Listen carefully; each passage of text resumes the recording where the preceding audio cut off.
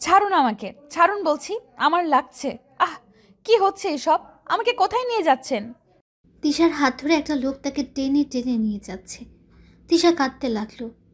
লোকটা তাকে টানতে টানতে একটা পরিত্যক্ত বিল্ডিংয়ে নিয়ে গেল। তারপর খুলতে লাগলো তার পরনের শার্ট। তিশা তার ওড়নাটা খুব শক্ত করে চেপে ধরে রেখেছে। নিজেকে কারো কাছে সে বিলিয়ে দেবে না। সে নিজেকে নষ্ট করতে চায় না। কেউ কি আছে? প্লিজ আমাকে বাঁচাও।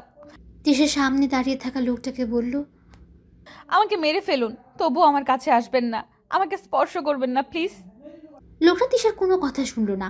সে তিশার জামাগুলো টেনে খুলে ফেলল। তারপর ইচ্ছে মতো তার শারীরিক চাহিদা মিটিয়ে উঠে পড়ল। এরপর তিশার হাত টেনে ধরে তাকে বুকের সাথে মিশিয়ে নিয়ে বলল, আমি যাকে স্পর্শ করি তাকে আর কেউ স্পর্শ করতে পারবে না, সেটা চোখ দিয়ে হোক বা শারীরিকভাবে হোক। এখন তুমি আমার স্পর্শ পেয়ে গেছো সুইটহার্ট। লোকটার কথা আমার মাথার উপর দিয়ে যাচ্ছে। কে এই লোক? আমি তোকে চিনি না। কি বলছে? আমার সব শেষ করে দিয়ে কি সব আজগুবি কথা বলছে?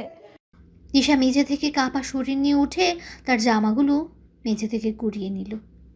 লোকটা অদ্ভুতভাবে আমার দিকে তাকিয়ে আছে। আমার খুব লজ্জা করছিল। এমনিতেই শরীরে ছিটা ফোটাও নেই। তিশা তাড়াতাড়ি জামাটা গায়ে দিয়ে নিল। সে উঠে দাঁড়াতে তার শরীর কাঁপতে লাগলো। আফাজ তাকে শক্ত করে ধরল। আফাজের গরম নিঃশ্বাস তিশার মুখে আছড়ে পড়ছে। তিশার ঠোঁট কাঁপছে। আফাজ তার ঠোঁট দুটি নিজের দখলে নিয়ে এলো। তিশা এবার আর পারল না। আফাজের বুকে ঢলে পড়ল। কি স্নিগ্ধ লাগছে ওকে দেখতে। আমি শুধু তাকিয়েই আছি।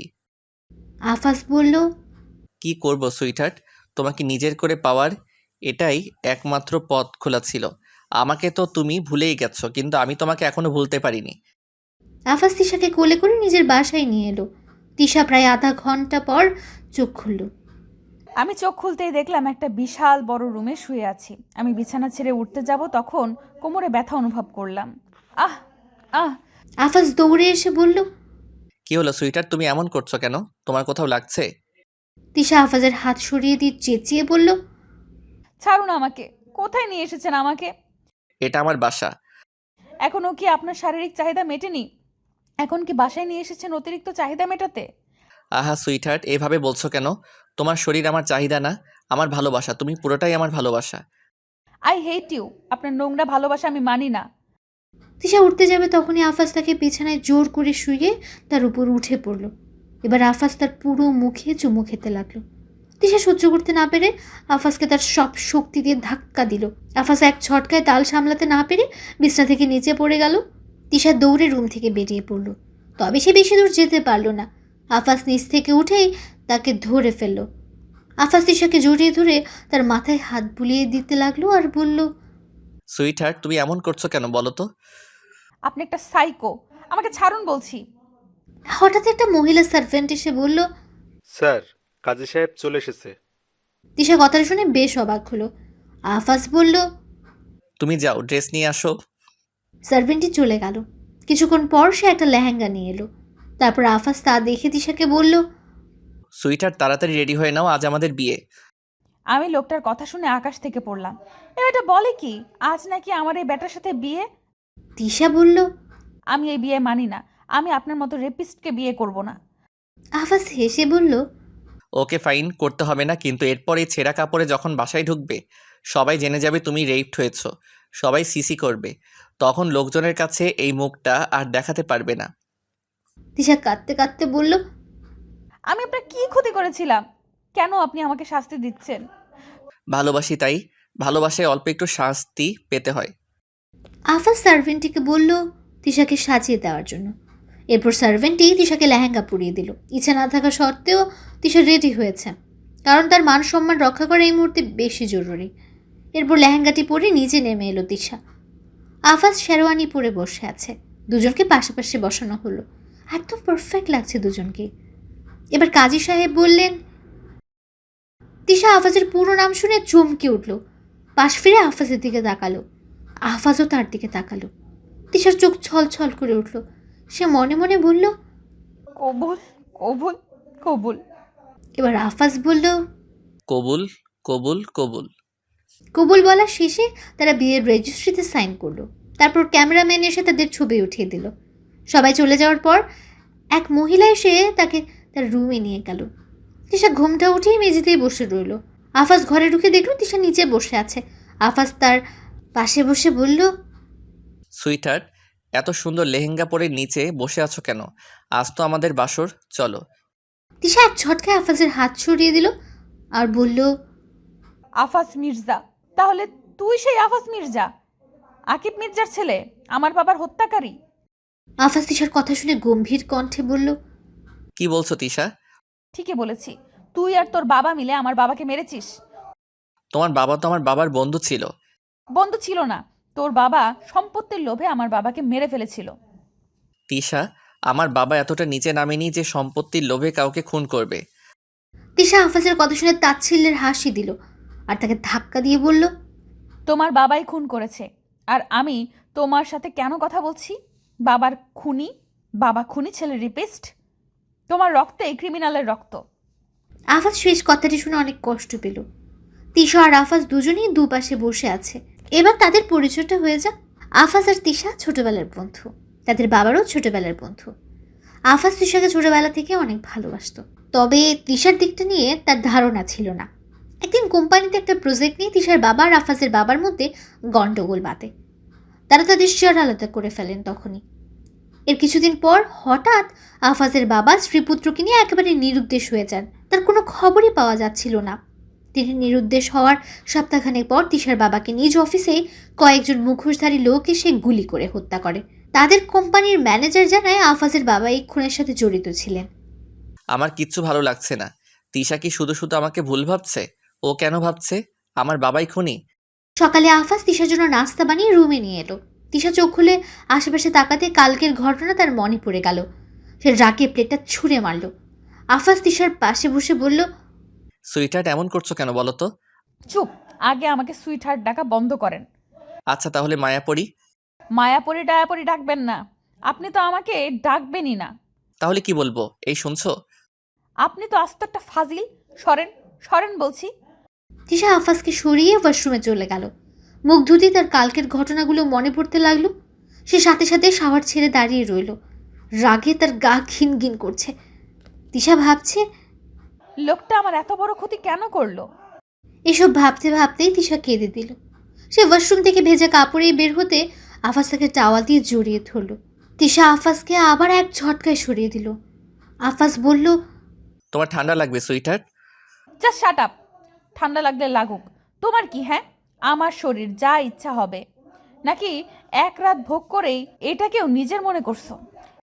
তোমার সবকিছুই আমার, সেই অনেক আগে থেকেই, নতুন করে আমার হতে হবে না। কেন করলে আমার সাথে এমন? কেন? আমার ভালোবাসার মানুষকে অন্য কেউ স্পর্শ করুক তা আমি চাই না। মানে? ওই ছেলেটার সাথে তোমার কি সম্পর্ক ছিল? তিশা অবাক হয়ে দাঁড়িয়ে রইল। আফাজ ফোন বের করে একটা ছবি দেখালো, যেখানে রেস্টুরেন্টে তিশা একটা ছেলের পাশে বসে আছে। তিশা বলল, ও আমার ফ্রেন্ড। কিন্তু ও তোমাকে ভালোবাসে। তুমি কিভাবে জানলে? আমার কাছে তোমার সব খবর থাকে সুইটার। ভালোবাসলেও তোমার কি, ভালোবাসতেই পারে। তুমিও কি ওকে ভালোবাসো? ছেলেটা ছিল তিশার ক্লাসমেট। রিসেন্টলি ছেলেটা তিশাকে প্রপোজ করেছে, কিন্তু তিশা না করে দিয়েছিল। তবুও ছেলেটা তিশার জন্য পাগল হয়ে যাচ্ছিল, তাই তিশা তাকে বোঝানোর জন্য রেস্টুরেন্টে ডেকে আনলো। আর এই ছবিটা তখনই তোলা হয়েছে। এবার তিশা আফাজের প্রশ্নের উত্তরে বলল, ভালোবাসলে তোমার কি, হয়তো ভালোবাসি। হঠাৎ আফাজের চেহারার রং পাল্টে গেল। মুহূর্তে সে ভয়ঙ্কর হয়ে উঠল। ঘরের জিনিসপত্র এলোমেলো করে দিল। নিজের হাত দিয়ে বারবার দেওয়ালে কাচের আয়নায় আঘাত করতে লাগলো।